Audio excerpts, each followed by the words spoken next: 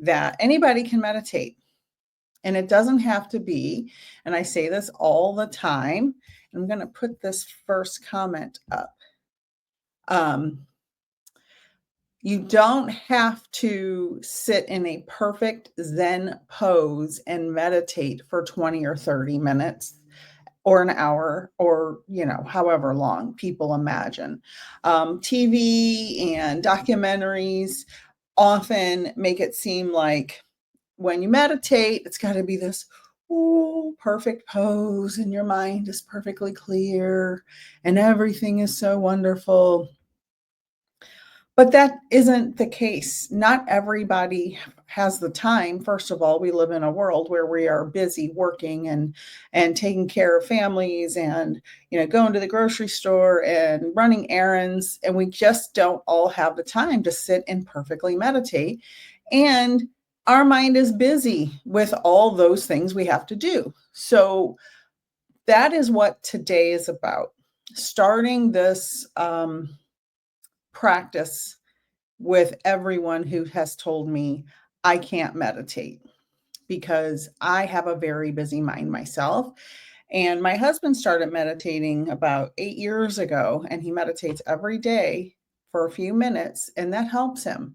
I think 3 to 5 minutes is about all he does every day, and he uses an app called Headspace. I don't get paid by them, but I'm just telling you what he uses.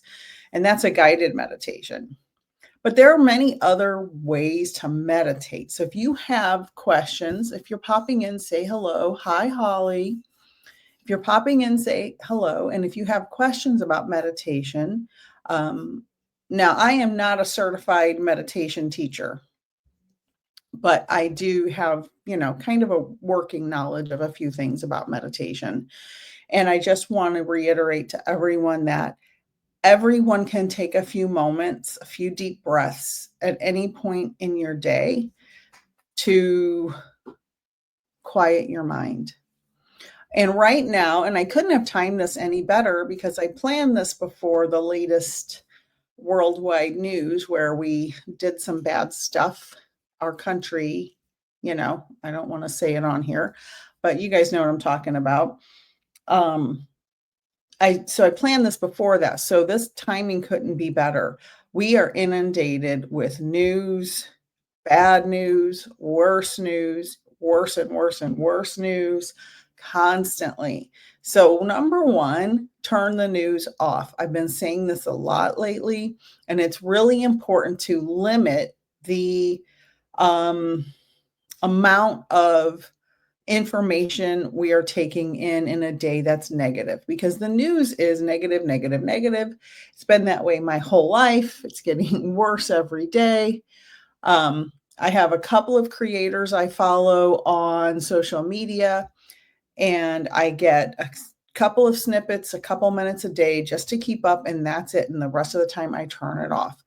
I don't even watch nighttime comedy shows anymore, the ones that the nighttime talk shows where they talk about the news, the whole monologue on all of them is the news. And I'm like, I came here for comedy and now I'm just getting more bad news. I don't want to do that. So number one, limit the negative information from the news. Number two, if you have negative people in your life that are, calling you, texting you, meddling in your life, giving you negative information or bringing you into negative situations or trying to draw you in, try to limit those interactions. Spiritual journey is hard because many people fall away from you who you thought you had, happy times with, and you can still have happy times with them as long as you have a boundary and you don't let their negativity affect you. So every person can meditate, even if it's for 10 seconds or 20 seconds or 30 seconds. Everybody goes to the bathroom. You can sit on the bathroom, take a few deep breaths. All you need is 3 deep breaths to change your day. So if you're having a rough day, you've got, friends texting you, the news is going, your kids are screaming, the dog is barking, you've got emails dinging, ding, ding, ding on your phone or your computer. You can reorganize your day and you can take 3 deep breaths. It's all you need to do to just in through the nose, out through the mouth, in through the nose,